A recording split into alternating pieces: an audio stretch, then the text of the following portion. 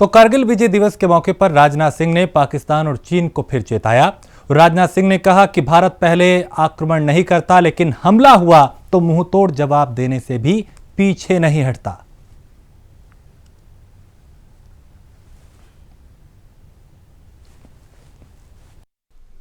मेरे प्रिय साथियों, सबसे पहले मैं वेटरन्स इंडिया से जुड़े सभी पूर्व सैनिकों को कारगिल विजय दिवस की हार्दिक शुभकामनाएं देता हूं। आपका संगठन वेटरन्स के बीच में लगातार अपनी सक्रियता बनाए हुए है। इसके लिए आप सभी बधाई के पात्र हैं। साथ ही कारगिल विजय दिवस के अवसर पर मैं सभी सैनिकों एवं देशवासियों को भी हार्दिक शुभकामनाएं देता हूं। कारगिल विजय दिवस केवल एक दिन नहीं है, बल्कि इस देश के सैनिकों के पराक्रम और शौर्य का यह विजयोत्सव है। साथियों, हमारे देश में अनेक पर्व ऐसे आते हैं जो इस देश के वीर सपूतों के शौर्य और पराक्रम की याद दिलाते हैं। वैसे तो हमारा देश इन वीरों के प्रति कृतज्ञता को कभी नहीं भूल सकता, फिर भी ये दिवस उन वीरों के सम्मान में हर बार एक नई ज्योति जला जाते हैं। कारगिल विजय दिवस भी उन्हीं महान पर्वों में से एक है। मैं आज के दिन मातृभूमि पर अपना सर्वस्व न्यौछावर कर देने वाले उन महान सेनानियों का स्मरण करता हूं और उन्हें शीश झुकाकर अपनी श्रद्धांजलि भी अर्पित करता हूं। साथ ही उन शहीदों की माताओं और उनके समस्त परिजनों को भी मैं शीश झुकाकर नमन करता हूं। मैं उन बहादुर सैनिकों के प्रति भी अपनी कृतज्ञता प्रकट करता हूं जो युद्ध में घायल हो गए और किसी प्रकार की शारीरिक अक्षमता से घिर गए। पर हमारा सौभाग्य है कि वे आज भी हमारे बीच हैं और सेना सहित समाज को भी प्रेरित कर रहे हैं।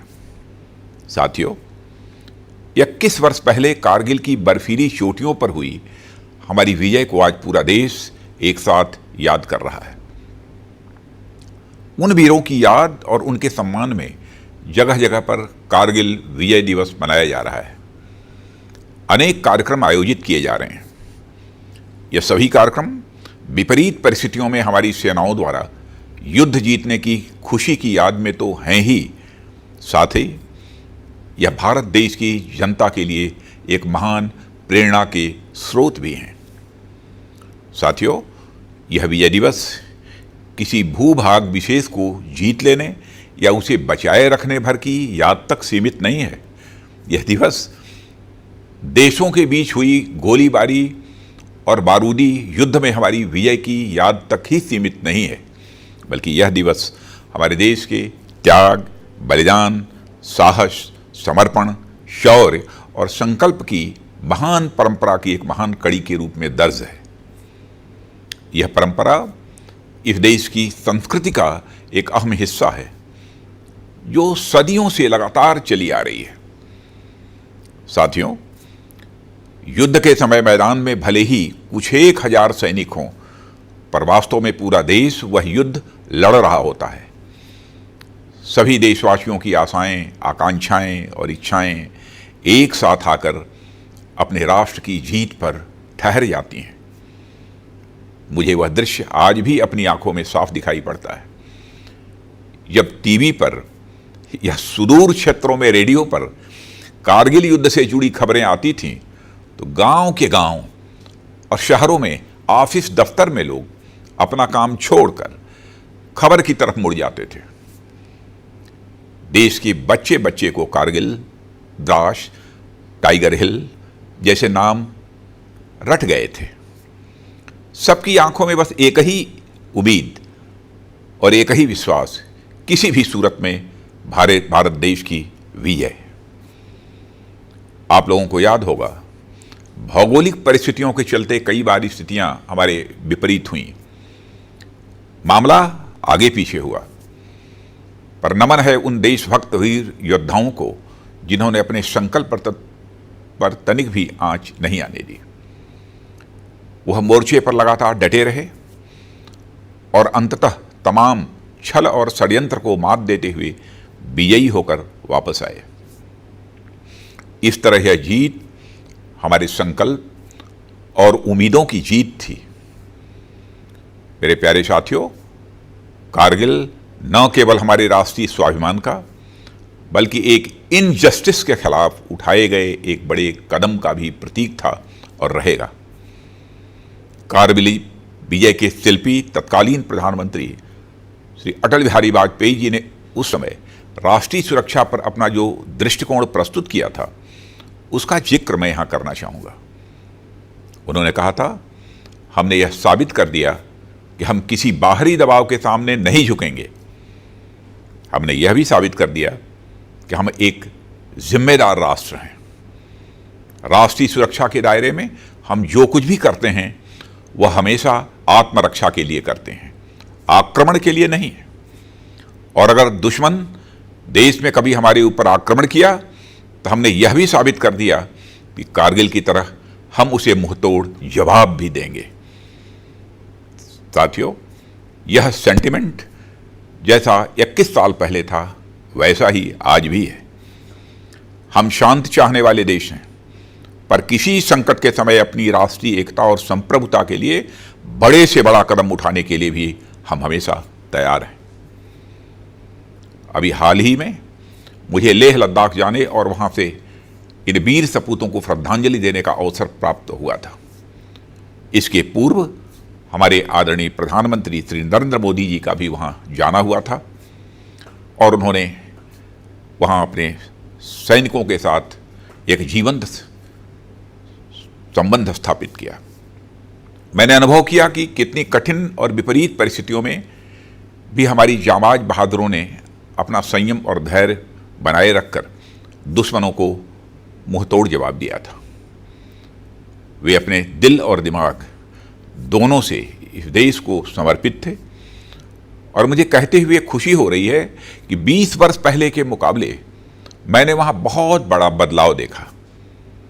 वह चाहे इक्विपमेंट प्रोफाइल हो, हाल ही में डिप्लॉयड गन्स हों या फिर एरियल एसेट्स हों, जो न केवल ट्रूप्स की बल्कि टैंक्स और बीएमपीज की भी स्पीडी मोबिलाइजेशन में सक्षम है। मित्रों, यह दिवस हमें याद दिलाता है कि एक सैनिक हमेशा एक सैनिक होता है। वह न किसी जात का होता है, न किसी मजहब का, न किसी वर्ग का होता है, न किसी वर्ण का। उसका एकमात्र धर्म होता है कर्तव्यनिष्ठा। सैनिक का एकमात्र धर्म होता है अपने राष्ट्र के प्रति कर्तव्य और सेवा भाव। यह कहते हुए मुझे गर्व होता है कि हमारी आर्म्ड फोर्सेस की इसी कमिटमेंट के कारण हमारा देश एक सुरक्षित और गौरवपूर्ण जीवन जीता है। साथियों, आज हम देशवासियों को अपने सैनिकों की इसी निष्ठा और कर्तव्य भाव का अनुकरण करने की जरूरत है। हम सबको अपने देश का एक ईमानदार सैनिक बनने की जरूरत है। देश की सीमा पर रहकर देश की सेवा करना एक सैनिक का धर्म तो है ही, साथ ही देश के अंदर रहकर भी देश के प्रति अपने कर्तव्यों का ईमानदारी से निर्वाह करना भी एक सैनिक धर्म ही है। इस देश को सुरक्षित रखने का कार्य अगर हमारे सीमा के सैनिक कर रहे हैं तो इसकी एकता, अखंडता और भाईचारे को बरकरार रखना हमारी जिम्मेदारी है। हमारे देश में हमेशा अमन चैन बना रहे, आपसी सौहार्द बना रहे और हम लगातार विकास के पथ पर उन्मुख रहें। मैं समझता हूं हमारे वीर बहादुर जवानों के लिए यह सबसे बड़ी श्रद्धांजलि होगी। साथियों, यह हमारे देश के वीर जवानों के प्रति कृतज्ञता का भाव रखता है। मातृभूमि की सेवा में इन वीर सपूतों का बलिदान यद्यपि बेजोड़ है और इसकी कोई कीमत नहीं चुकाई जा सकती है, लेकिन हम विश्वास दिलाते हैं कि यह सरकार सदैव इन वीर जवानों के परिजनों के साथ खड़ी है। आज का हमारा हर वॉरियर आने वाले कल का सम्मानित वेटरन है। अपने वेटरन्स की कुशलक्षेम और उनकी संतुष्टि सुनिश्चित करना यह हमारा परम कर्तव्य है और यह सरकार अपने कर्तव्य को अच्छी तरह समझती है। देश की सेवा का अवसर मिलने के साथ ही वन रैंक वन पेंशन जैसी पहल पर कार्य करना इसका एक उदाहरण है। ऐसे ही और भी कई उदाहरण हैं जिनमें हमारे वेटरन्स के वेलफेयर और उनके रीसेटलमेंट और हेल्थ केयर, पेंशन पॉलिसी, बच्चों के एजुकेशन, ग्रीवेंस रिड्रेसल सिस्टम के साथ साथ वर्तमान में आई महामारी यानी कोविड रेस्पॉन्स के लिए भी हमारी ओर से बड़े पैमाने पर प्रयास किए जा रहे हैं। सभी हेल्थ केयर ऑर्गेनाइजेशंस के रीजनल सेंटर्स को यह एडवाइजरी जारी की गई है कि किसी भी वेटरन कोविड-19 पेशेंट का इलाज ECHS नॉर्म्स के तहत ही किया जाएगा।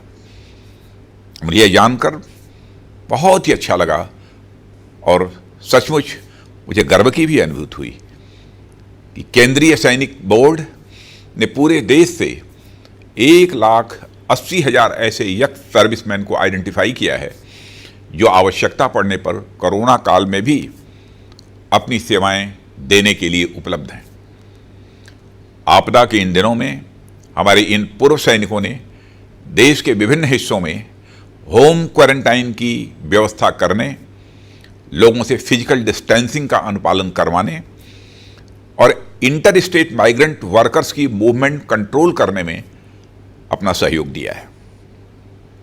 देश सेवा की इससे बड़ी पराकाष्ठा और क्या हो सकती है कि जिन सैनिकों ने कल तक सीमा पर अपने देश की सुरक्षा की, आज संकट के समय सीमा के अंदर भी वे तन मन से देश को अपनी सेवा देने के लिए तत्पर हैं। मेरे साथियों, मैं पुनः एक बार अपने वीर जवानों के प्रति श्रद्धांजलि अर्पित करते हुए हर हाल में उनके परिजनों की देखभाल का संकल्प दोहराता हूं और हर स्थिति में उनके साथ खड़े होने का वचन देते हुए अपना निवेदन यहीं समाप्त करता हूं।